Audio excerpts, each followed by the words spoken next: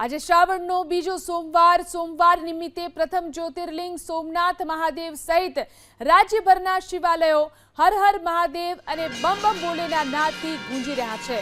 શ્રાવણી સોમવાર નિમિત્તે વહેલી સવારથી જ મોટી સંખ્યામાં ભક્તો ભીડ લગાવી રહ્યા છે। આજે સોમવાર નિમિત્તે શિવાલયોમાં વિશેષ પૂજન અર્ચનનું આયોજન કરવામાં આવ્યું છે। આ તરફ રાજકોટમાં પંચનાથ મહાદેવ, જાગનાથ મહાદેવ, મહાકાલેશ્વર મહાદેવ, ધારેશ્વર મહાદેવ સહિતના શિવાલયોમાં ભક્તોની ભીડ જોવા મળી રહી છે। આજે સોમવાર નિમિત્તે રાજકોટના અનેક શિવાલયોમાં 4 પ્રહરની પૂજા વિધિ થશે।